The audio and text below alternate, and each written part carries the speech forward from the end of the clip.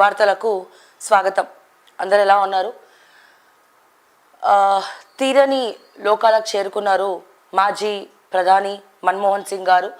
92 సంవత్సరాలు ఉన్నాయి ఆయనకిప్పుడు. అండ్ అలాగే చాలా బాధాకరం అండ్ ఒక లెజెండరీ లీడర్ అనే చెప్పుకోవచ్చు. ఎన్నో చట్టాలను తీసుకొచ్చినారు. చాలా అద్భుతమైనటువంటి అంటే ఆయన ప్రధానమంత్రిగా ఉన్నప్పుడు సో జీడిపి రేట్ అనేది దాన్ని ఒక తావులోకి తీసుకురావడం జరిగింది. సో జీడిపి అభివృద్ధి జరిగింది ఆయన హయాంలో. అండ్ ఇప్పుడు ప్రతి ఒక్కరు కూడా ఆధార్ కార్డ్ వాడుతున్నాము అంటే అది మన్మోహన్ సింగ్ గారు చేసినటువంటి రూపకల్పన. సో ఆయన ఐడియాలజీ ప్రకారం మన్మోహన్ సింగ్ గారు భారతదేశంలో ఉన్నటువంటి ప్రతి ఒక్కరికి ఒక గుర్తింపు అనేది ఉండాలి అని చెప్పి సో గుర్తింపు కార్డ్ లాగా ఆధార్ కార్డు అండ్ అలాగే ఆధార్ కార్డ్ అన్నిటికి కూడా లింక్ అవ్వాలి అని చెప్పి సో ప్రతి ఒక్కరికి ఆధార్ కార్డు ఉండాలని చెప్పి ఆయన హయాంలో ప్రధానమంత్రిగా ఉన్నప్పుడు ఇదంతా కూడా చేయడం జరిగింది.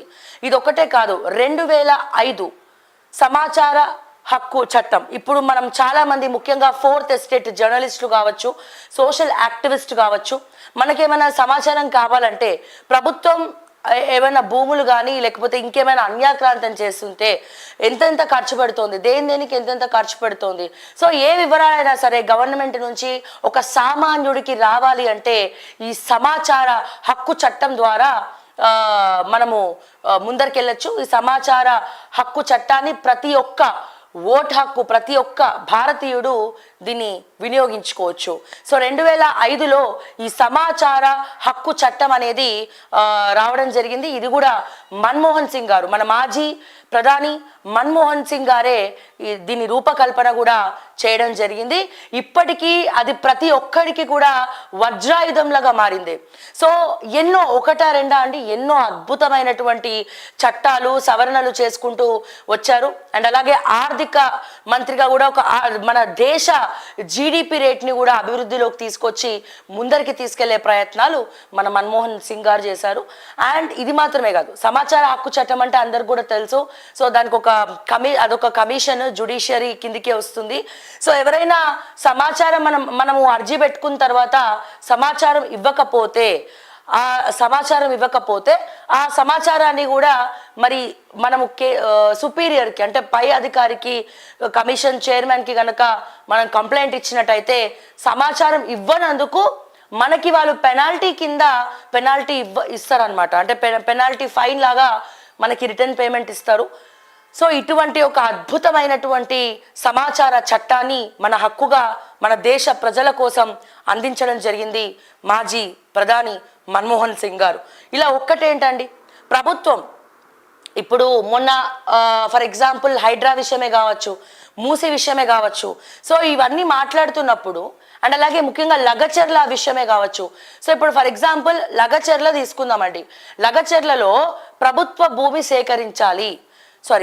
భూమి అంటున్నాను, రైతుల భూములు సేకరించాల్సినప్పుడు వాళ్ళు ఉట్టికెందుకు ఇవ్వాలి ప్రభుత్వ భూమి? సో వాళ్ళకు ఉన్నటువంటి ఏదైతే రేటు ఉందో దానికి 3 రెట్లు అంటే ఒక గవర్నమెంట్కి ఒక అతి సామాన్యుడు ప్రైవేట్ ల్యాండ్ కానీ ప్రైవేట్ వ్యక్తుల ఇల్లు కానీ రోడ్డు కోసం కానీ ఇంకా దేనికోసమైనా సరే ఒకవేళ ఇచ్చినట్టయితే 3 రెట్లు డబ్బులు గవర్నమెంట్ కట్టి తీసుకోవాలి అని చెప్పి చట్టం జీవో చేసింది కూడా మన మాజీ ప్రధాని మన్మోహన్ సింగ్ గారు అన్న విషయాన్ని ప్రతి ఒక్కరు కూడా గుర్తుపెట్టుకోవాలి. చాలా మందికి ఈ విషయం తెలీదు. బట్ మూసీ ప్రక్షాళనలో భాగంగా హైడ్రా గురించి కొన్ని జీవోలు స్టడీ చేస్తున్నటువంటి సందర్భంలో అప్పుడు నాకు తెలిసిందనమాట. అంటే చాలా మంది కూడా ఓఆర్ఆర్ అని చెప్పి ఆర్ఆర్ఆర్ అని చెప్పి సో వాళ్ళ భూములను గవర్నమెంట్కి ఇచ్చేస్తున్నారు. అండ్ అలాగే ఇటు బండరావిరాల చిన్నరావిరాల రైతులు కూడా గవర్నమెంట్కి ఇవ్వడం జరిగింది వాళ్ళకు కొన్ని సంబంధించినటువంటి భూముల్ని.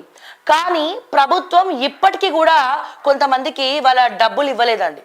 సో మన్మోహన్ సింగ్ గారు ప్రధానమంత్రిగా ఉన్నటువంటి హయాంలో ఆయన ఒక జీవో చేయడం జరిగిందండి. ఏంటా జీవో అంటే ఎవరైతే ప్రభుత్వానికి వాళ్ళ ఆస్తులను ఇవ్వాల్సి వస్తుందో, ఎవరైతే ప్రభుత్వానికి వాళ్ళ ఆస్తిని ఇస్తారో అంటే వాళ్ళ యొక్క ఏమంటాం వాళ్ళ యొక్క భూమి కానీ ఇల్లు కానీ ప్రభుత్వానికి ఇవ్వాల్సి వస్తే ప్రభుత్వం వాళ్ళకి వాళ్ళ ఇంటి రేటు ఎంత ఉందో లేకపోతే వాళ్ళ భూమి రేట్ ఎంత ఉందో గవర్నమెంట్ రేట్ ప్రకారం 3 రెట్లు ఎక్కువగా ప్రభుత్వం డబ్బులు ఇచ్చి తీసుకోవాలి. అంటిల్ అన్లెస్ తీసుకోకూడదు. ఈ జీవోని సామాన్యుల కోసం గర్వంగా చెప్పొచ్చు. ఈ జీవోని సామాన్యుల కోసం గవర్నమెంట్ ఇల్లులు కానీ ఏమైనా తీసుకున్నప్పుడు ఈ జీవోని యూజ్ చేసుకోవచ్చు. అంటే 3 రెట్ల డబ్బులు వీళ్ళకి తిరిగి ఇవ్వాలి. అట్లా అయితేనే గవర్నమెంట్ వాళ్ళ భూములు కానీ వాళ్ళ ఇళ్ళను కానీ తీసుకోవడానికి ఆస్కారం ఉంటుంది తప్పితే అప్పటి వరకు ఇవ్వడానికి వీల్లేదు అని చెప్పి మన్మోహన్ సింగ్ గారు, మాజీ ప్రధాని మన్మోహన్ సింగ్ గారు ఆయన ప్రధానమంత్రిగా ఉన్నప్పుడు కూడా జీవో చేయడం జరిగింది, దీన్ని చట్టం చేయడం జరిగింది. సో చాలా మందికి ఈ విషయం తెలియదు. సో ఇలా ఒక్కటేంటండి, ఎన్నో అంశాలు, ఎన్నో విషయాలు. సో అంటే సామాన్యులకు కూడా అన్ని రకాల రేట్లు, ముఖ్యంగా పెట్రోల్ అయితేనేమి, డీజిల్ అయితేనేమి, అప్పుడు అనుగుణంగా ఆయన ప్రధానమంత్రిగా ఉన్నప్పుడు సామాన్యులు కూడా ఎటువంటి ఇబ్బందులు లేకుండా బ్రతకాలి, ప్రతి ఒక్కరికి కూడా అన్నం అనేది చేరాలి అంటే సో ఇటువంటివి కూడా ఎన్నో చేయడం జరిగింది. ముఖ్యంగా ఇప్పుడు ప్రతి ఒక్కరు కూడా ఎక్కడికి పోయినా మీ ఆధార్ కార్డు చూపియండి, ఎయిర్పోర్ట్కి పోయినా మీ ఆధార్ కార్డు చూపియండి. సో ఈ మన యొక్క ఐడెంటిటీ, భారతదేశంలో ఉన్నటువంటి భారతీయుల యొక్క ఐడెంటిటీని కూడా దేశ విదేశాలకు ఈ ఆధార్ కార్డు ద్వారా కూడా చేరుతుంది. అంటే దానికి కారణం కూడా మన మాజీ ప్రధానమంత్రి మన్మోహన్ సింగ్ గారు అని చెప్పి మనం చెప్పడానికి ఏమాత్రం కూడా ఆశ్చర్యపోకర్లేదు. ఇంకా ఎన్నో చేశారు. సో ప్రభుత్వం, రాష్ట్ర ప్రభుత్వం కావచ్చు, కేంద్ర ప్రభుత్వం కావచ్చు, ఈరోజు మాజీ ప్రధాని గారు నిన్న రాత్రి కాలం చేయడంతో, ఆయన పుణ్యలోకాలకు చేరడంతో మరి ఈరోజు హాలిడేని ప్రకటించడం జరిగింది. సో ఈరోజు గవర్నమెంట్ ఆఫీసులు కానీ లేకపోతే స్కూల్స్ కానీ కాలేజీలు కానీ గవర్నమెంట్ ఆఫీసులు కానీ ఏవి కూడా ఉండవు, అన్నీ కూడా క్లోజ్లోనే ఉన్నాయని చెప్పి రాత్రి జీవో పాస్ చేయడం జరిగింది.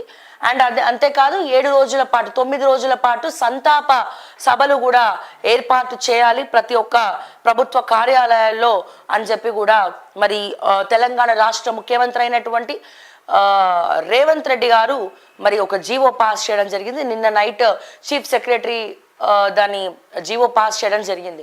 అండ్ అలాగే హుటాహుటిన వీళ్ళందరూ కూడా లైక్ మన ముఖ్యమంత్రి రేవంత్ రెడ్డి గారు, మంత్రులు వీళ్ళందరూ కూడా ఈరోజు ఢిల్లీ చేరుకోబోతున్నారు. అండ్ ఇది మాత్రమే కాదు, ఢిల్లీ చేరుకోబోతున్నారు కేసీఆర్ గారు కూడా. ఎందుకంటే కేంద్ర మంత్రిగా కూడా ఆయన ప్రధానమంత్రిగా ఉన్నప్పుడు కేసీఆర్ గారు తర్వాత అంటే బాగా పరిచయాలు ఉన్నాయి మన్మోహన్ సింగ్ గారితో మన కేసీఆర్ గారికి. ఎందుకంటే తెలంగాణ ఉద్యమం సమయంలో కూడా చాలాసార్లు ఆయన మాట్లాడడం జరిగింది.